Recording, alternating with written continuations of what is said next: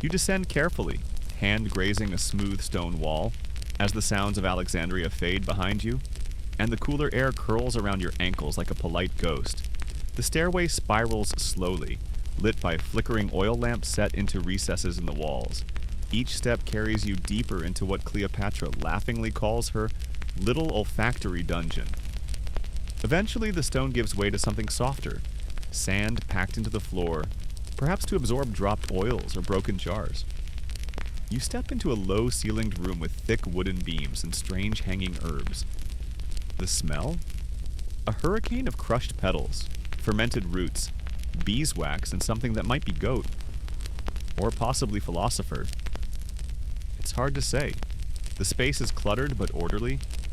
Dozens of amphorae line one wall, each marked in delicate demotic script. Some are sealed with wax, others corked with cloth, and tied in what you suspect is a knot only an experienced priestess or a determined monkey could undo.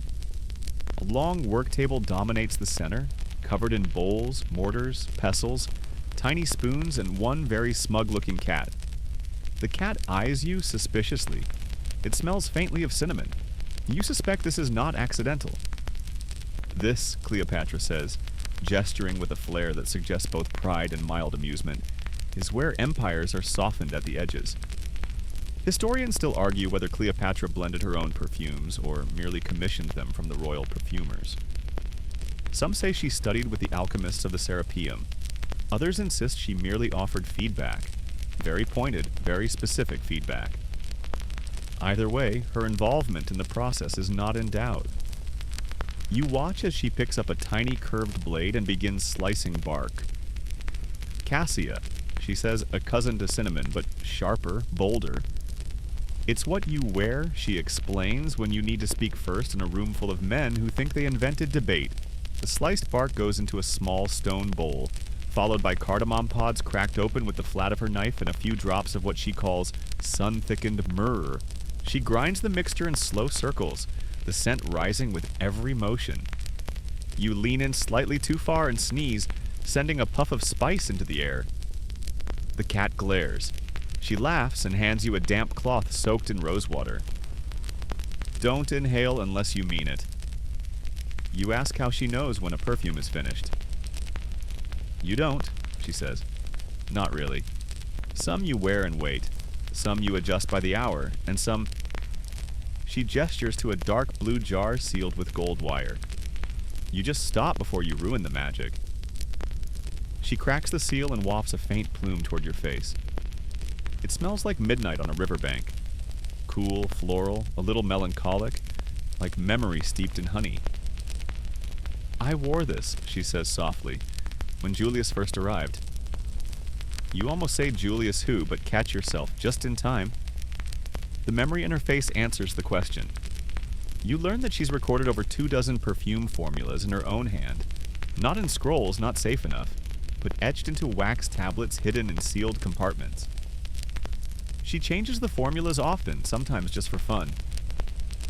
Too much rose, you sound desperate. Too much clove, you smell like a merchant trying to close a deal in the rain. She opens another jar. This one smells of almond and smoke. For funerals, she says casually. Not mine, hopefully. You spot a narrow shelf near the far wall lined with tiny clay files. Some look ancient, even by ancient standards. She tells you those are experimental. Frankincense steeped in honey wine, crushed scarab shells mixed with orchid root, essence of Nile silt. Smells terrible, she warns, but effective against bad dreams. You raise a brow, she shrugs. Dreams are political too. A short scroll sits rolled beside the files, and she offers it to you to examine. It's a list, not ingredients, but emotions. Longing, defiance, grief, hope, and next to each, a blend. You realize this isn't a hobby, it's a lexicon. Cleopatra doesn't just wear perfume, she speaks with it. Rome, she says suddenly, smells of iron and sweat. They don't understand softness, they think it's weakness. You ask what she thinks Rome needs. She smiles, dipping a finger into a small pot of oil thick with crushed violet. Something that makes them remember they're mortal. Something that lingers on their cloak until they wonder if they imagined it. You suspect more than one Roman has returned home confused and vaguely wistful. There's a small chest in the corner guarded by another cat, this one older, rounder, and smelling like cedar. Cleopatra opens it and reveals a row of crystalline vials nested in velvet. These, she says, are for war. You're not sure what war smells like until she opens one. It hits you like thunder. Patchouli, black pepper, burned figure. It's dark and commanding and smells like someone who would absolutely take your ships and your dignity with a handwritten thank you note. You stagger slightly. She caps the bottle and chuckles. Effective, yes? You nod, eyes watering again. A small bell sounds somewhere above. Cleopatra wipes her hands, replaces the lids, and tells you it's time for a different kind of scent lesson. Let's go meet some noses, she says cryptically, leading you back up the stairs. You follow, feeling as though your own sense of smell has just completed military training. You've sniffed grief, diplomacy, seduction, and war. You're ready for anything. Probably. You emerge from the cool, perfumed dark into warm, late afternoon sun, blinking like someone who spent too long in a scented cave. Which, to be fair, you just did. Cleopatra doesn't miss a beat. She adjusts a tiny bottle hanging from her wrist like a charm and leads you along a colonnade toward what she calls the Gallery of Noses. You raise an eyebrow. She only grins. The gallery, it turns out, is not a metaphor. You are quite literally walking into a room filled with marble busts, each one perfectly sculpted, each one prominently featuring one very distinct nose. Some aquiline, some wide, some beaky, some broken, and at least one that looks like it lost a fight with a chariot. It's a whole collection of olfactory personalities. Romans, Cleopatra says, are obsessed with noses. The bigger the better, ideally attached to someone very stern and extremely judgmental. You stifle a laugh. She's not wrong. She pauses in front of a particularly grand nose belonging to a man you recognize vaguely from old coins and dry historical lectures. Pompey the Great, maybe? Or was it someone who tried to be?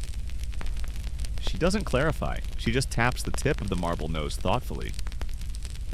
Historians still argue, she says, whether Rome judged character by the nose or if they just pretended to, because the real power was always somewhere else.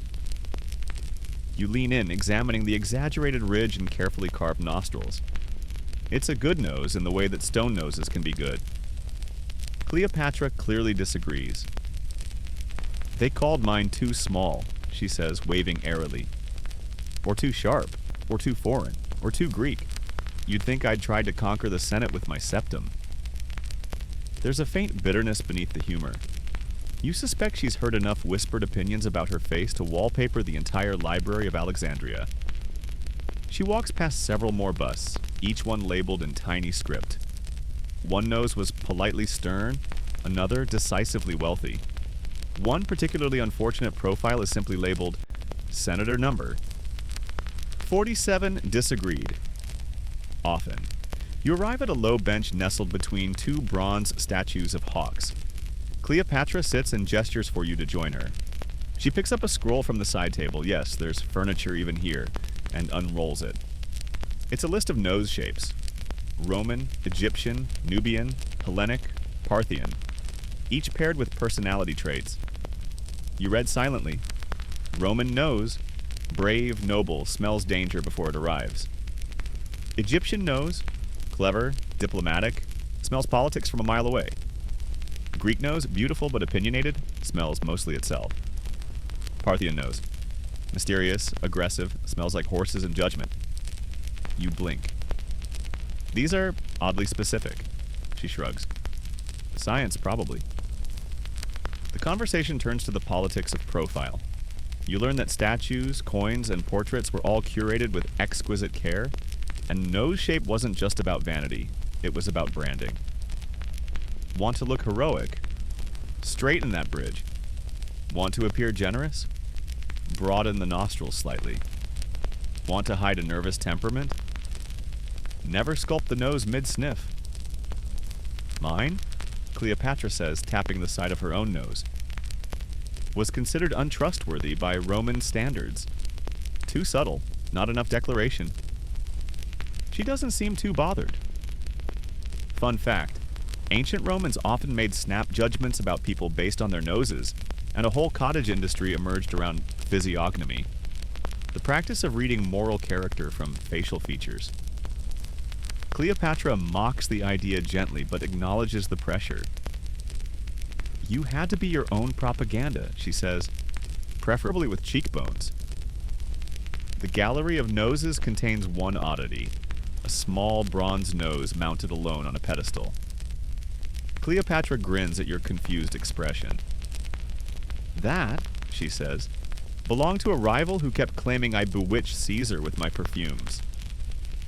One day she sneezed at court and blamed me. You ask what happened to her. She's not in the gallery of ears, she replies, and then immediately changes the subject. Back in the heart of the gallery, she shows you a shelf containing tiny clay perfume vessels, each one shaped like a different nose. You blink. Training tools, she explains. You smell through the shape. The scent changes depending on the curve of the clay. It sounds like nonsense. Then she hands you one, an almond-shaped nose filled with crushed marjoram and blue lotus. You sniff. It's soft, sleepy, almost sad. She swaps it for a long Roman-style nose filled with pepper oil and pine resin. You recoil. It smells like an argument in a forest. She chuckles. Perception is architecture. There's a lesson here buried beneath the layers of fragrance and cheeky critique. Cleopatra understands perception like a second language. She knows when to lean into myth, when to soften a room with scent, and when to weaponize an eyebrow. She leans back, tossing a small sachet of lavender toward a brazier where it crackles gently. The scent rises, mellow and grounding. Let the Romans talk about noses, she says. Mine smells victory just fine. As you sit there, surrounded by sculpted profiles and perfumed clay, the sun angles low through the columns, casting long shadows across the floor. The cat from earlier slips silently in and curls up beneath the bust of a particularly majestic nostril. You realize you haven't thought about time in hours. You've wandered through gardens and formulas, profiles and politics, and somehow all of it returns to the same central theme. Power disguised as pleasure. And perfume, worn like a secret. The scent of lavender still lingers as you rise from the bench and follow Cleopatra through a corridor flanked by more busts and the occasional torch bracket. The light softens. The floor grows warmer beneath your sandals, as if the building itself has absorbed centuries of heated conversation. You reach a smaller chamber tucked away like a secret thought. No statues here, just walls lined with polished cedar panels and scroll niches. Cleopatra calls it her scent library. Each shelf is filled with scrolls and tablets, yes, but also little ceramic flasks sealed with beeswax, strips of perfumed linen, fragments of resins wrapped in silk. The room smells like 20 kinds of memory. Some happy, some uncomfortable, some too complex to name. She reaches into a compartment and pulls out a long, narrow piece of papyrus with faint ink markings. This, she says, is a recipe for a scent they wore in Thebes during the festival of Oped. It was said to make you dream more vividly. You sniff the edge of the scroll, expecting dust, but no. There's a faint whiff of something green and spiced, like basil dipped in honey and sun. Cleopatra hands you a cloth-wrapped bundle, and you open it to find a tiny cake of solid perfume, etched with the eye of Horus. You press it under your collarbone, she explains. By morning, your dreams will have stronger opinions than you do. You ask how she got her hands on so many ancient formulas. She grins. 1 librarian, 3 bribes, and a royal marriage proposal I didn't mean. Scholars today debate whether Cleopatra actively studied perfumery through Egypt's sacred texts or relied on temple priestesses to pass knowledge down to her. What's clear is that she had access to formulae dating back over 1,000 years. Some of them likely copied from even older documents that no longer exist. Fragrance here isn't trend. It's ritual. you notice a list etched into one cedar panel. Ingredients paired with effects: henna bark, clarity blue lotus, surrender, galbanum, boldness, goat fat, grounding. Cleopatra rolls her eyes at this one. Myrrh, divine favor. She points to a shelf labeled Alexandrian variants, which houses more experimental blends, like frankincense-infused wine reductions, pomegranate oil laced with ground opal, allegedly to enhance passion, though she notes it mostly makes people sneeze, and one ominously labeled papyrus fish blend. You do not ask questions about that one. The scent library also holds scent scrolls, not recipes, but accounts. She reads one aloud, the voice slipping into rhythm as the scribe once wrote, "He arrived with camel dust and juniper on his cloak. She wore cedar, warmed on her skin for hours, and his guards forgot their weapons." Cleopatra looks up, amused. Poetry, yes, but also branding. You chuckle and she tosses you a scroll. It unfurls easily.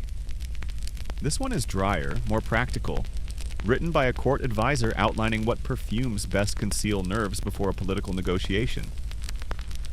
You skim phrases like lavender on the wrist to project calm and sandalwood behind ears to seem older.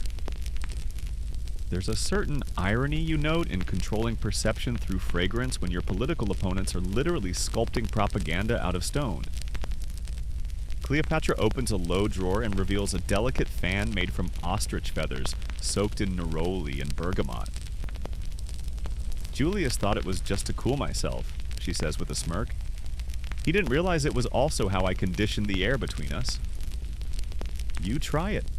The scent trails like silk. It changes the space, softens the corners of the room. You suddenly wonder how much of Roman diplomacy was conducted under the unknowing influence of invisible citrus mist. And then Cleopatra pulls out something you truly didn't expect. A letter? Folded, sealed, tucked in a tiny wooden box. From a Roman noblewoman, she says, asking me for a recipe. She wanted to impress her dinner guests. I sent her one that smells like fresh figs, crushed laurel, and very expensive silence. You ask if the noblewoman ever thanked her. She sent a bottle of wine, Cleopatra says, sipping imaginary poison from her wrist. It smelled like defeat and raisins. A brief silence settles, warm and filled with drifting sandalwood. You realize Cleopatra's not just documenting the past, she's curating it. Fragrance becomes archive. Each jar and scroll a footnote of a life lived on multiple frequencies. The wind outside shifts. A breeze enters through a carved slit in the wall, lifting the edge of a scroll. Cleopatra catches it with her fingers, her bracelets chiming faintly. "Come," she says. "Let's walk through the garden before the scent of dusk disappears." As you exit the scent library, one thought lingers. No matter how much Rome chisels or decrees, some legacies are written in air.